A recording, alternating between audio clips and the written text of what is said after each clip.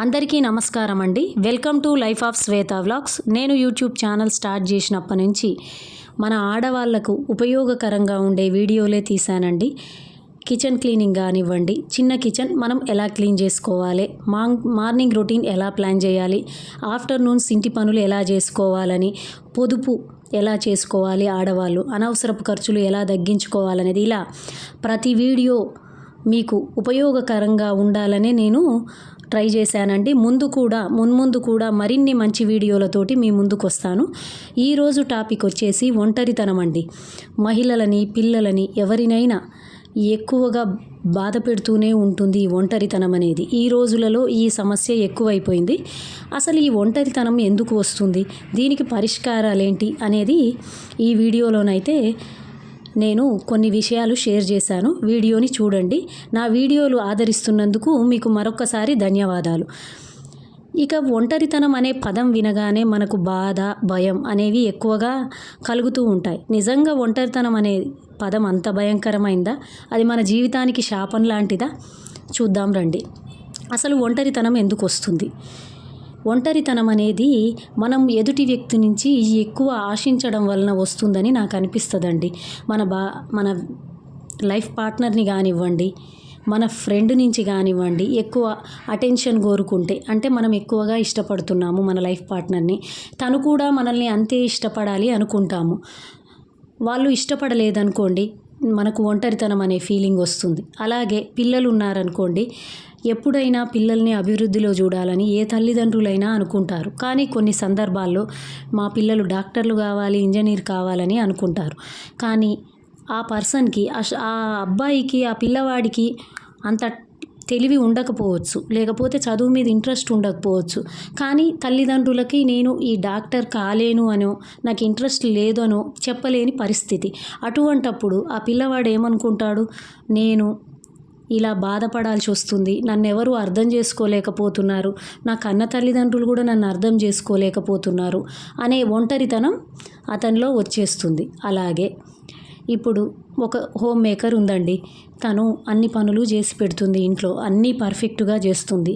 కానీ ఆమెకి భర్త వచ్చి, నువ్వేం చేసావు, ఇంట్లో ఏం పని ఉంది నీకు, ఈ పనేనా నువ్వు చేసింది అనడం, మనం ఏ పని చేసినా వంకలు పెట్టడం, మనం ఏ వంట చేసినా వంకలు పెట్టడం, ఇలా రకరకాల పనుల వలన మనల్ని అప్రిషియేట్ చేసేవాళ్ళు లేకపోవడం, మనతో మంచిగా మాట్లాడే వాళ్ళు లేకపోవడం వలన మనకి ఈ ఒంటరితనం అనేది వస్తుంది. అయితే నిజంగా మనము కొన్ని పాయింట్స్ ఆలోచిద్దామండి. పాయింట్ వైజ్గా ఆలోచిద్దాం. ఒక పిల్లవాడు ఉన్నాడండి, డాక్టరు, ఇంజనీరు, ఇటువంటి టాలెంట్ అతనికి లేదు అనుకుందాం. అతను ఆ విషయాన్ని తన తల్లిదండ్రులకు చెప్పొచ్చు. మన తల్లిదండ్రులు మనల్ని అయితే బాగా ఒత్తిడి ఏం చేయరు కదండి. మనం చెప్పాలి, నేను ఇలా చేయలేకపోతున్నాను, నేను డాక్టర్ని కాలేకపోతున్నాను అని ఇలా అతనికి చెప్పి, నేను ఇంత టాలెంట్ నాలో లేదు, నాకు ఇంట్రెస్ట్ లేదు అని మీరు చెప్పడానికి ప్రయత్నించాలి. అంతేగాని ఒంటరితనం అనే బాధలో ఉంటే మీరు ఫ్యూచర్లో కూడా ముందుకు పోలేరు. స్టూడెంట్స్ ఎవరైనా మనం చెప్పే మార్గం ఉంది కాబట్టి మన తల్లిదండ్రులకు మనం అర్థమయ్యే విధంగా చెప్తే, మన తల్లిదండ్రులు ఎప్పుడూ మన ఫ్రెండ్సే, శత్రువులు కాదండి. ఖచ్చితంగా మీకు ఆ బాధ ఉంటే మీ తల్లిదండ్రులకు షేర్ చేయవచ్చు. ఇక మన లైఫ్ పార్ట్నర్ మనల్ని అర్థం చేసుకోవట్లేదు అనుకుందాం. నిజంగా అండి, ఆడవాళ్ళకు ఒక వరం ఉంది. యాజ్ ఏ ఉమెన్గా నేను ఒక విషయాన్ని మీకు చెప్పుకుంటాను. మనం ఏ పనినైనా బాధ్యతగా చేస్తామండి. పిల్లల్ని చూసుకోవడం మన బాధ్యత, అత్తమామను చూసుకోవడం మన బాధ్యత, భర్తని జాగ్రత్తగా చూసుకోవడం, ఇలాంటివి బాధ్యతతో చేస్తున్నప్పుడు వాళ్ళు అర్థం చేసుకోలేదు అని మనం ఒంటరిగా ఫీల్ కావడం ఏందండి? వాళ్ళు అర్థం చేసుకోకపోవడం వాళ్ళ మిస్టేక్, మన మిస్టేక్ కాదు. మన మిస్టేక్ లేనంత వరకు ఒంటరిగా ఫీల్ కావద్దు, తప్పు చేసినట్టు ఫీల్ కావద్దు. అసలు ఒకరు మనల్ని అప్రిషియేట్ చేసేది ఏంటండి? మనం మంచిగా పనులు చేసుకోవాలి. అప్రిషియేట్ చేశారా, ఓకే. అప్రిషియేట్ చేయకపోతే మనం ఎందుకు కుంగిపోవడము? అది చాలా తప్పండి. ఆడవాళ్ళు చాలా శక్తివంతులు. మీ పనులు మీరు కరెక్ట్గా చేసి బాధ్యతగా చేస్తే ఈ సమాజాన్ని నిర్మించగలరు. మనం ఎప్పుడూ ఒంటరిగా ఫీల్ కావద్దు. మనం ఉంటేనే ఈ సమాజం నిండుగా ఉంటుంది. మనం ఎప్పుడూ ఒంటరి కాదు. మనము లేకుంటేనే ఈ సమాజం ఒంటరి అవుతుందనేది గుర్తుపెట్టుకోండి. అలాగే ఒంటరితనం అనిపించింది అనుకోండి, నేనైతే ఒక మంచి టీ పెట్టుకొని తాగుతాను. అలాగే మా హౌస్లో అంటే కింద చెట్లు ఉంటాయండి. ఆ చెట్ల దగ్గర కాసేపు గడుపుతాను. మా అమ్మ వాళ్ళ ఇంటి ముందు ఉన్న చెట్లు వాటిని చూస్తూ కాసేపు అయితే గడుపుతాను. అలాగే బుక్స్ చదువుతూ ఉంటాను.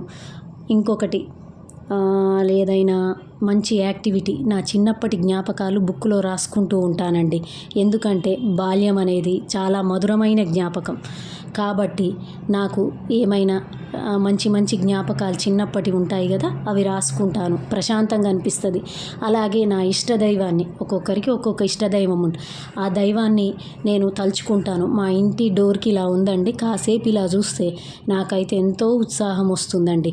అలాగే మొబైల్ చూసుకుంటూ ఉంటాను.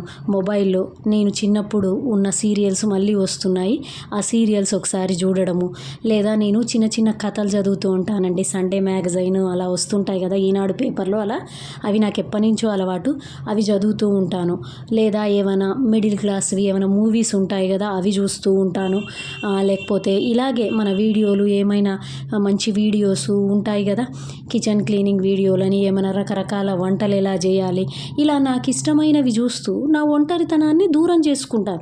ప్రతి ఒక్కరు ఇలాగే దూరం చేసుకోవాలని లేదండి. మీకు ఏది ఇంట్రెస్ట్ ఉంటుంది, మ్యూజిక్ ఉంటే మ్యూజిక్ వినడం చేయండి, మీకు వంట చేయాలని ఇష్టం ఉంటే వంట చేసుకోండి, ఏదైనా ఇష్టమైంది చేసుకొని తినండి. ఇలా మనము పుట్టినప్పుడు ఒంటరి అండి, పోయేటప్పుడు కూడా ఒంటరి.